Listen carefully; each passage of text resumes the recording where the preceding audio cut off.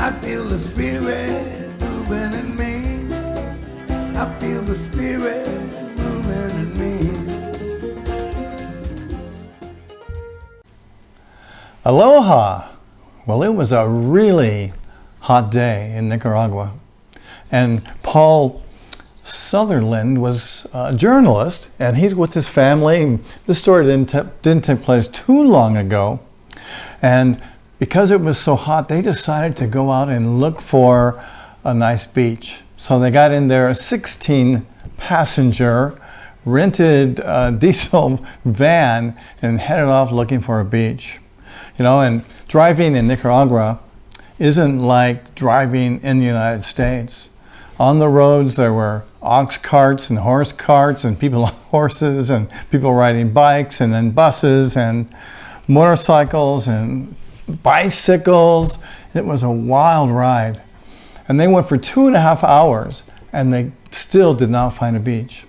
So they turned around and they ended up going through a small village called Santa Teresa. And as they're driving down the main street in town, there was a big bang as the front tire of the bus went into a drainage hole and was stuck and couldn't get it to move. So the whole family got out and they're looking at it and they're thinking, oh my gosh, what are we going to do? And they tried pushing the bus and that wouldn't work. And then there were some local people sitting on out of the sun on a porch, and they came out and tried to push, and nothing would work.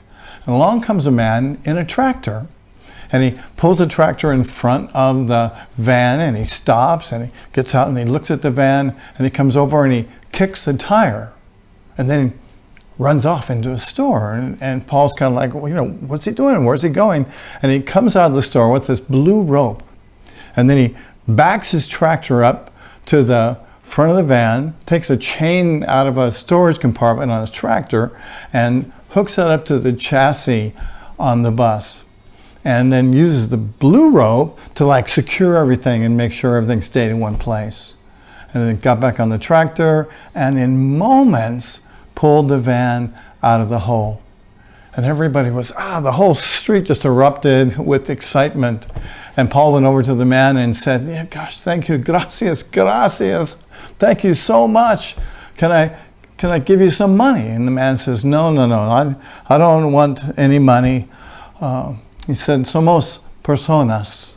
And Paul didn't know what that meant. And so he's just like, oh, you know, I come on, for the rope or for your wife, let me give you some money. And the nice man just says, no, somos personas.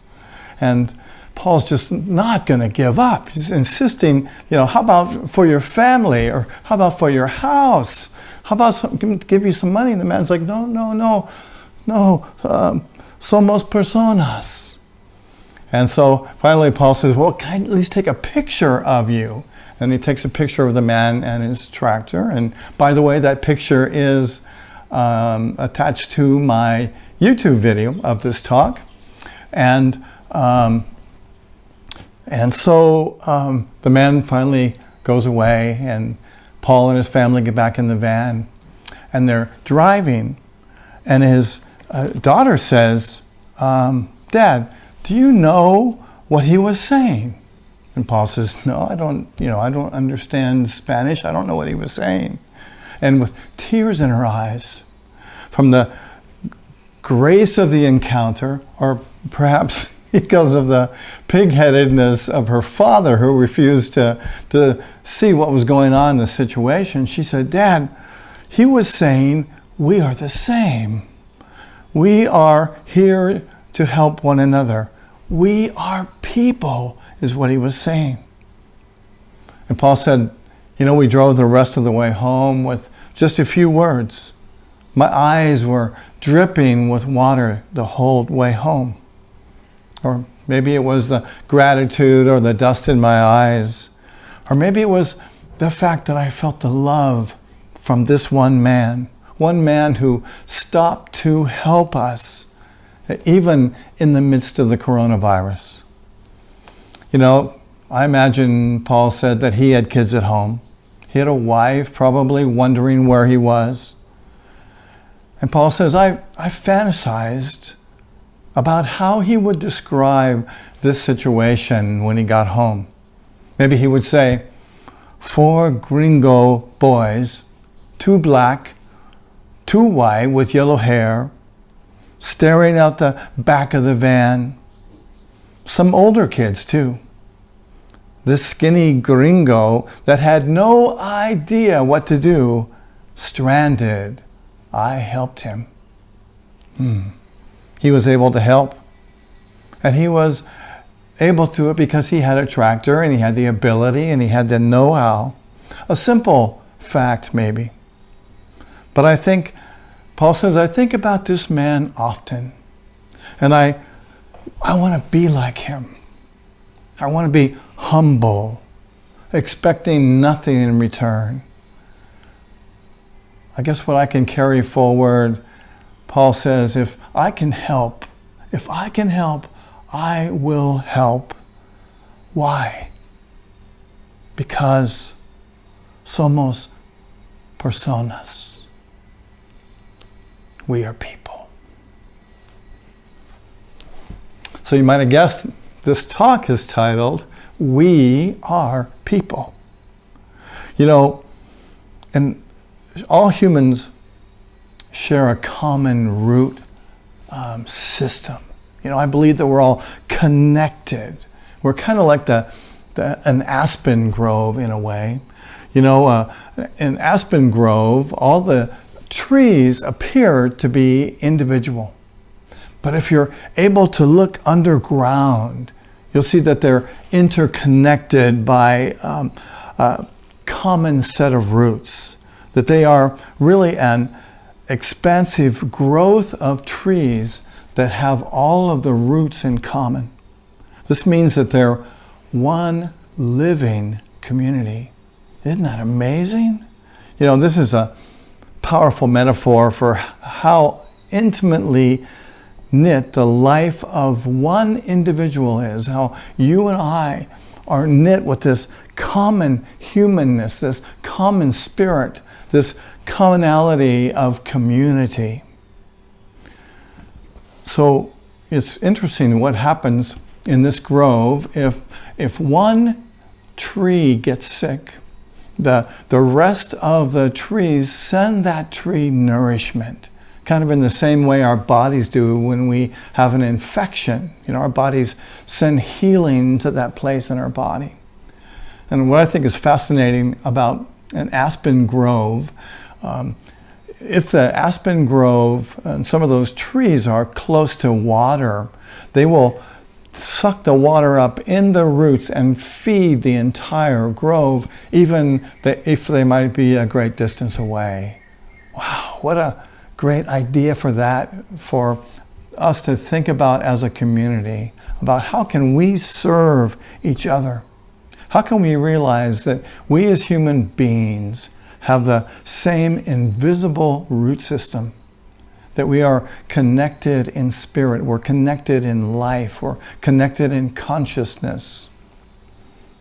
And in the same way, I really believe that we are here to support each other and to help each other through the suffering times, to support the good times, and to be here as a community, to be one for each other, one with each other. And I really hold that as a vision for our Maui community and for our world, that someday we'll capture that vision to know that we're one and to serve and help each other in the same way an aspen grove serves each other.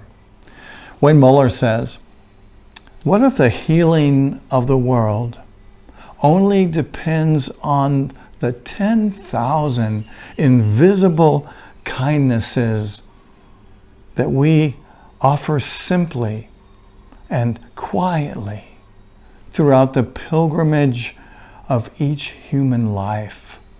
Imagine if that was how we saw our life, is that we're here on a pilgrimage to help each other. You know, John Paul Lederich said, don't ask the mountain to move.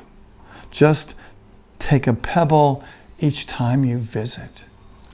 And it's kind of like, sometimes we can think that, how can I help? How can I make a difference? And I think the key really is just to do something.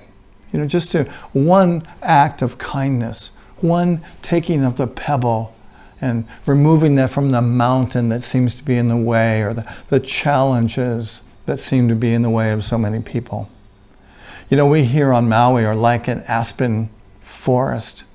We are a community that shows up to help each other when we have challenges in our lives. And I really am seeing that at Unity on Maui, that we are this community who is stepping up to serve each other, to support each other, to love each other. And I invite you to become a part of this community and or to deepen your community, or your commitment to this community. I really believe that is the greatest thing that Unity on Maui has to offer, is our community, is the fact that we're here to serve and to love and cherish and hold each other up and to support each other in our good times and in the times when we're challenged. So, and I'd like to invite you also, if you need help, to reach out to our community. We want to serve you. That's really what I believe that we're here to do, is to serve you and to serve humankind. And if you can lend a hand, then please do that. Please be part of this root system that is feeding us and allowing us to grow and prosper and to serve each other.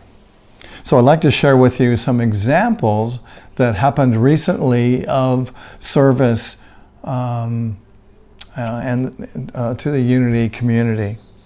Many of you may know Julie Katz. Julie Katz recently had a stroke, and this is really in kind of a strange way, and unfortunately, just as the coronavirus was getting its grip on Maui. And Julie had to go to the hospital, and then she spent some time in Halemakua, and now she's home. And what I've seen happen since she came home is that our Unity community has really stepped up, and numerous of us have gone and spent time with her and talked with her and laughed with her and shared our love with her during this amazing and challenging time in her life. And she, as a result, I believe, of the love we've shared and the therapy that she's gotten some of her verbal skills back, as well as her mobility skills, and we are seeing improvement. So this, I think, is a great example of one way that we can serve and love each other. Also, recently, Katz, who's been coming to Unity for a long time and kind of has stayed in the background, recently became part of a spirit group. And those are small groups that meet in people's homes, and we have them ongoing almost all the time. And Katz was a member of a spirit group, and Katz recently had low levels of sodium, which caused her to have physical problems, and was taken to the hospital, and I think even spent some time in a coma. And her spirit group wrote a card to her and had flowers delivered to her. And through kind of an amazing thing, one of the people in her spirit group, her daughter worked at the hospital and was able to get in and see Katz, and to convey to her that we're here helping her and praying with her, and able to report back to us about Katz's progress. Another way that we serve each other and hold each other up in community. Our dear friend Kelly has been having physical challenges for quite a while, and recently had kind of an episode of illness, and was really kind of thinking this was the end of her life, that she was ready to give up. And she sent out an email, and one in our community got this email and contacted me, and I contacted Patricia, and we prayed about it and got our heads together on it, and we decided that Patricia and Joy would go over and actually take Kelly to a doctor, because she was resistant to go because she had had such bad luck with them. And as a result, she found a great doctor's assistant that she loves, and who is now her primary care physician. And it just like turned Kelly around, and she has a different attitude, and she calls this blue-eyed lady an angel of mercy, who has given her great hope. And so another great example of community. Eleanor, who's been involved in a spirit group, her sister recently died, and Eleanor had to leave the island. And in her spirit group was Kailani, and Kailani took her to the airport, watched her car, watched her house, and picked her up afterwards. New friends that became acquainted through spirit groups, through the community of Unity Church of Maui. Leslie is a relatively new person to Unity Church of Maui.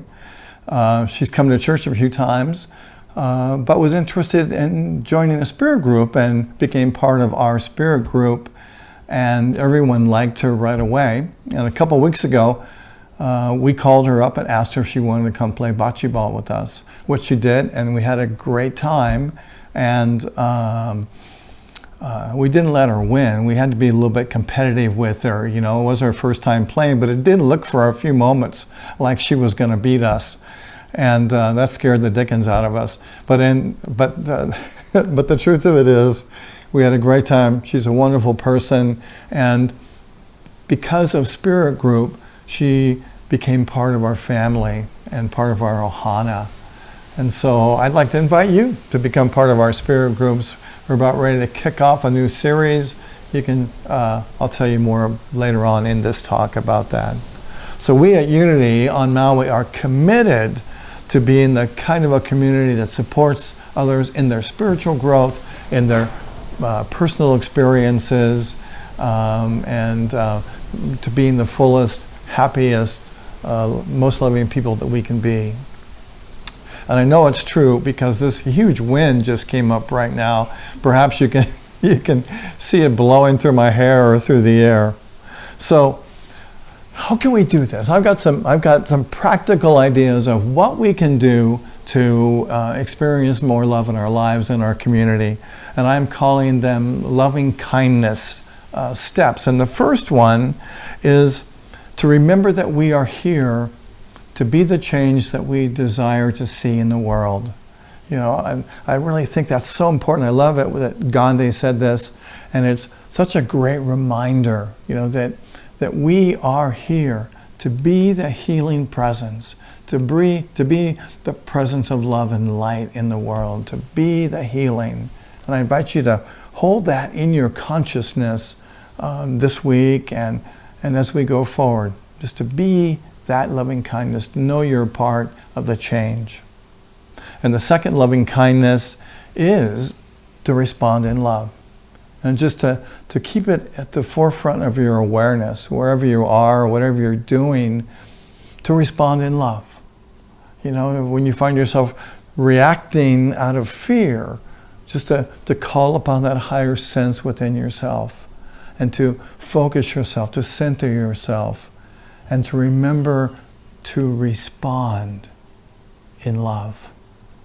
And the third loving kindness is to commit to participating fully in life. You know, I like what Brene Brown said about it. You know, she said that to fully live our lives, we need to get out of the stands and get on the field and participate in this game of life. And it makes me think of the example of if you are a reporter and you're reporting a story, at what point do you put down the camera and hold the screaming child. And it's like, let's be a part of the game. Let's make a difference in the world. And by holding that screaming child, or taking the hand of someone who's hurting, or hugging someone who needs a hug, of course, after the coronavirus is over with and it's safe. And the fourth loving kindness is to take one small action at a time. Don't ask the mountain to move, but just take a pebble each time you visit. And let's just look for what small things can we do today to make a difference in the world.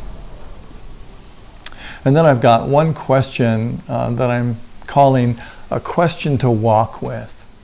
So here's a question for you to walk with today. And that is, can you be a part of a community where you can give and receive support? Wherever you are with that, I invite you to look for that community.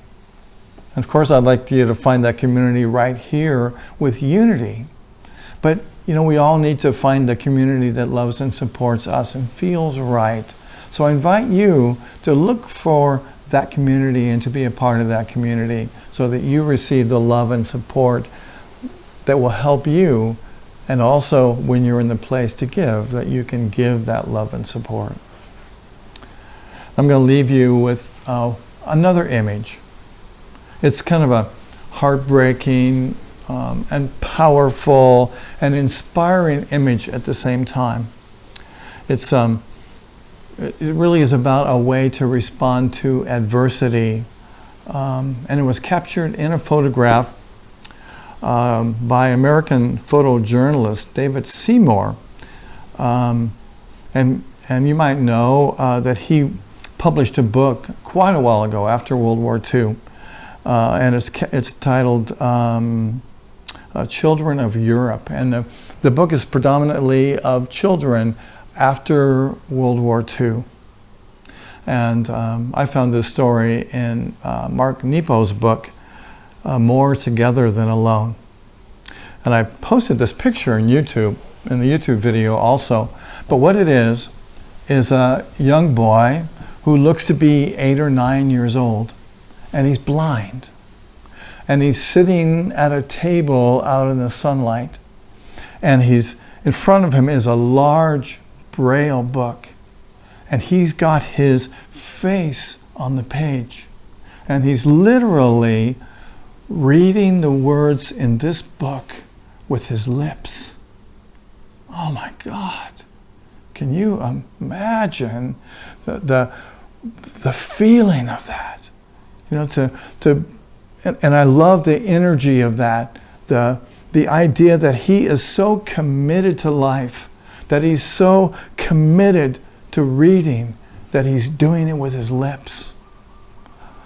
And there's more to this story that is emblematic of all that's human. What happened to this little boy is tragic, but his want and his desire to want to read is a testament to the human spirit within us that desires to be a part of something, that it desires to live and desires to help. And I really believe it desires to be part of a community. The little boy was unable to even see the pages in this book. And so people had to be there and turn the pages for him. In a sense, by putting his lips against the pages and the Braille bumps in this book, he was becoming a part of it. The moment seems to say, if we could just kiss what we're given, our difficulties would show us how to read the signs of life. If our lips could just touch all that we're given. Imagine, he can't see, he can't touch, but he's able to put his lips on the page in this book and touch what is alive for him. And we can do the same thing. You know, there's some interesting lessons or analogies that we can learn from this story. You know, this story teaches us that we are responsible for everything in this photograph. Deeply, we are everything in this photograph and capable of everything in this photograph. We are the dark ones who create the war.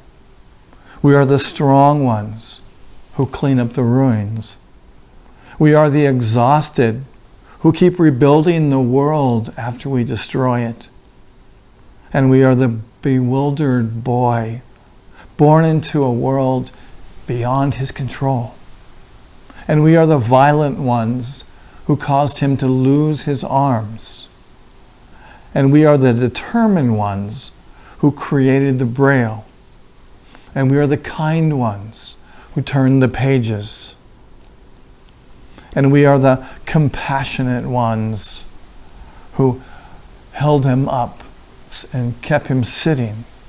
And we are the relentless witnesses traveling vast different distances to photograph all that is human. We contain and we grow these desires to be creative, to be destructive, to be resilient, to bear witness. Over and over, we create, we destroy, we resurrect against all odds. In each generation, everything depends on what we choose to do while we're here. And so I ask you, what will you choose? Will you choose love, or will you choose fear? Will you choose to heal for you?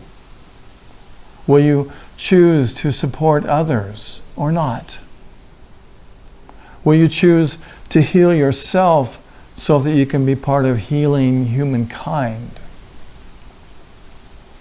Mark Nepo writes, "In the heart of it all, we are both irrepressible and uncontainable, compelled to find our way into the sun, even when we've lost the ability to see, and compelled to help each other through.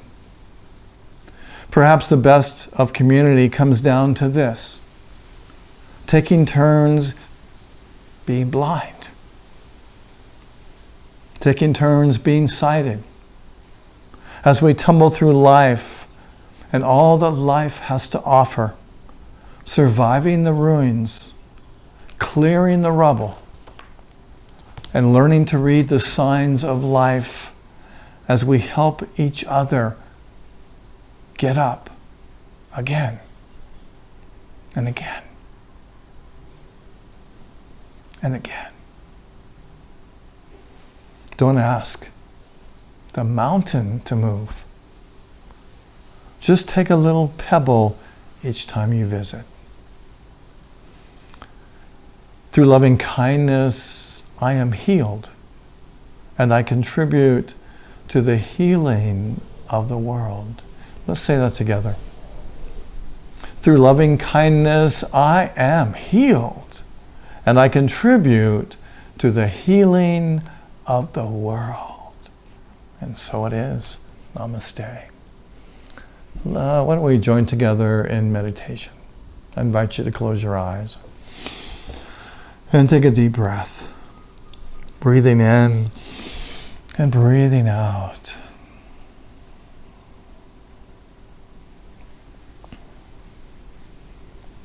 And imagine as you breathe that you are aware of this connection, these roots that bind our human family in the same way and manner as the roots of an aspen forest. And allow yourself just to imagine these roots going out and touching people you know, your family, your friends, maybe even reaching around the planet. And imagine that you are connected to the allness of life.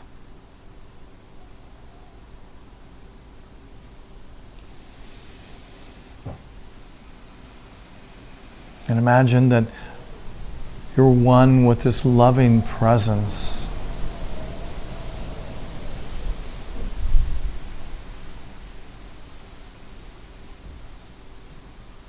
One with the wind. Connected. Receiving the love and giving the love. Receiving nourishment and giving nourishment. And let's take just a moment to embrace this vision together in the silence.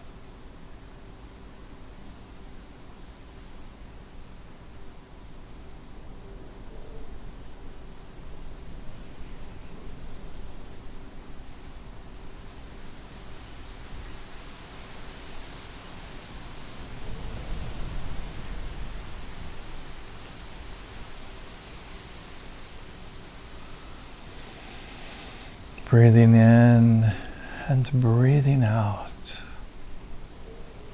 Giving thanks for this connection, giving thanks for the energy of life, the energy of spirit that is the essence and the truth of all that we are. Through loving kindness, I am healed, and I contribute to the healing of the world.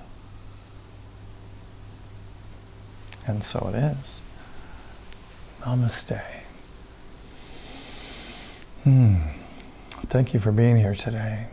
I don't know if you can hear the wind, but it's pretty magnificent. I'd like to thank you in advance for your gifts and for what you give and contribute and tithe to Unity on Maui. And I invite you to prepare those gifts right now. Perhaps you've got a check that you're going to send, or you have an amount in your mind that you're holding that you're going to give to us as your way of being a part of us, being one with our community, sort of like, being part of that root system. Part of contributing to the nourishment that allows us to continue to do this work. So as you hold your gift, let's pray and affirm together our affirmation or prayer of prosperity, which begins, through a grateful giving heart, my mind and life overflow with the abundance of God's all-providing, infinite supply. And so it is. Amen. And if you'd like to give to Unity on Maui, it's easy to do. Just address your letter to Unity on Maui at 483 South High Street in Wailuku. And you can also go to our website, unityonmaui.org, and click on the donate button and make a very safe donation there. And we thank you for being a part of this work and joining us in the consciousness of all that we are and all that we get to do in this very important time on our planet. I have just a couple announcements today. My Sunday talk next week is Befriend Your Fears. So much of our suffering as individuals and as a society comes from the fear that we have. And it's our fear sometimes protects us, and sometimes our fear shuts us down and keeps us from being the most powerful expressions of spirit that we can be. So in my talk next week, we're going to look at what can we do to embrace our fear in such a way that we can use it to empower us instead of inhibiting us. So join us next week right here. And as you know, we are just about ready to kick off our 5 or 6 week series on dismantling racism.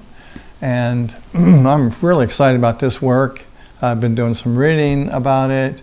Both Emily and I have been preparing for it, and we've had some preliminary discussions with some of you about it. And we're excited about the idea of talking about the untouchable, kind of what we as human beings have been negligent in talking about for hundreds of years. And so we're recognizing that this isn't perhaps an easy topic to discuss, but it's one that its time has come in light of so many situations on our planet right now. It seems like now is the time for us to put it on the table, sort of, take the blanket off of the elephant in the room, and let's talk about racism and what it is and how it affects us and how we can be with it in a loving and powerful way. And as I've said before, we're not experts at this. We're just common people who have a desire to have a deeper understanding of something that we have ignored and don't really understand. So please join us. That's going to start this coming Thursday night at 7 o'clock. It'll be a Zoom meeting. And you'll need to contact Emily in advance, please, before you join us, so we know that you're going to be there. And you can contact Emily by phone or text at 808-268-8310. And she can also answer any questions that you have. So please come and join us. Let's be brave. Oh, yeah. And also on Wednesday, we have our usual daily word and meditation every Wednesday at noon. And the links to the meditation and to Zoom call, which will be after this talk today, Sunday at 11 o'clock, are on our webpage and also in our newsletter. And the links are alive, so all you have to do is touch your mouse on those links at the appropriate time, and you'll come right to the meeting and join us. And please do that. This is, like I said before, being a community is what we're all about. So please come and join us. Maybe even face that fear of being connected on Zoom or stepping into the Zoom technology. It's really not that difficult. Contact me if you need help, or Emily, or there are other people out there we can connect you with. But please come and join us, and let's be the strong root system that's holding our community and the world. And if you enjoy our talks, you can go to more of them on YouTube, Unity Church of Maui YouTube, and you'll find all kinds of talks and music up there as well. People tell me all the time, I wish I could find some music to listen to. I miss, Omar and Kurt and Ken and all the great music we have. Well, if you go to our YouTube channel, you'll find a whole bunch right there, and hopefully that'll keep you satisfied until we get to a place where we can safely reopen. So, let's see. I think that I've about covered everything. So thank you again for being here today. It's a pleasure serving you and loving you. And so now, why don't we join together by praying together the prayer for protection, which begins, "The light of God surrounds us. The love of God enfolds us. The power of God protects us. And the presence of God watches over us. Wherever we are, God is." Thank you for being here. Mahalo. God bless you. Aloha, and see you next time. Where I live, they're all raging.